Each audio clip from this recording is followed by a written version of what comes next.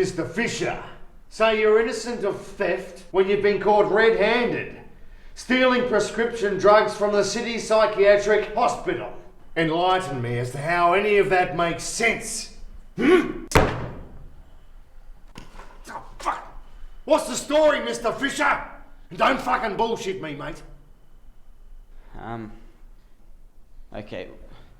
Well, the city psychiatric hospital was noticing a substantial amount of missing prescription drugs from their stock.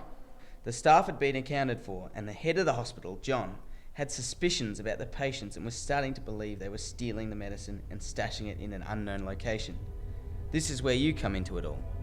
You were headhunted by John for this case, as you were recommended by one of his friends. Apparently you were one of the best detectives in the city, but you were retired, so it took some convincing. Of course, I only know all of this through you, but, okay. You discussed with John about potentially solving this case undercover, doing it from the inside, actually becoming a patient and immersing yourself in the case. You explained that by interviewing the patients as an external unit, no relationship or trust would be built, and where there's no trust, there's no truth. I know all that, Mr. Fisher! That's the exact reason why I met you.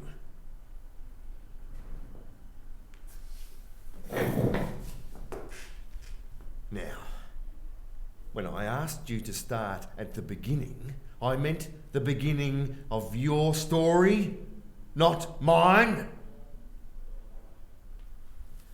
Shall I take over for a bit? As you were kindly alluding to with your wonderful explanation of my brilliant undercover plan, please, as I was saying, my brilliant undercover plan, which failed dismally.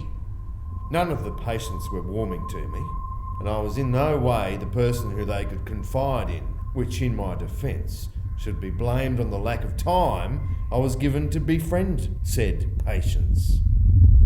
So instead of being a stubborn ass, I admitted defeat and called on some help. This is where you come into it all. You had been working at the hospital for 5 years, and the patients trusted you. So it was only logical for me to involve you to help solve the case. Long story short, I paid you a solid amount of money to talk with the patients about exchanging secrets for secrets. You were to give them a fake map, an escape route from the hospital. In exchange, they would reveal to you if and where they were stashing the drugs. Which, mind you, worked brilliantly. So I commend you on your actions, and I thank you for allowing me to abuse your relationship with the patients. But what I don't understand is when I arrived at the place where the drugs were being hidden, I found you continuing to hide drugs in the room. So, what's the fucking story, janitor man? Fucking story. The fucking story! Well, if you shut up and let me talk, you might get the fucking story!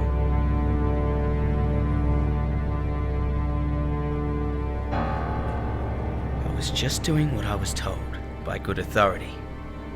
That authority being you, Mr. Somnia. But then you freak out, grab me, and drag me into this room. That's why I'm innocent. So, you better get your story straight, because John's gonna be here real soon. John? No, wait. John doesn't even know I have you, let alone where we are. And where exactly are we?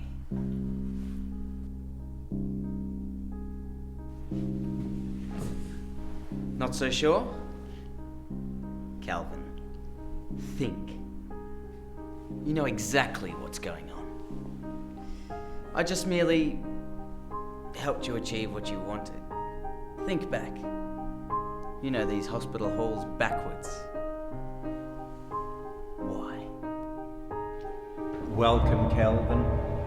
I think you're going to find it quite comfortable here.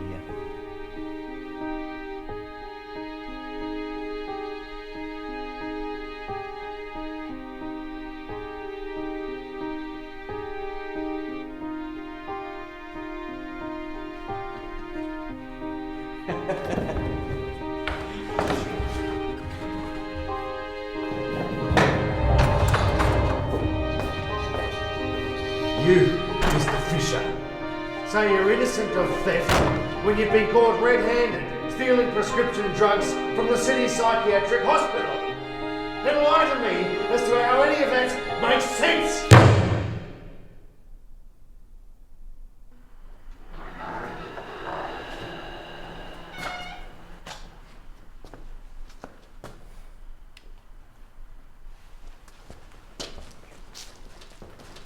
Calvin, this sort of thing has happened before, hasn't it, buddy?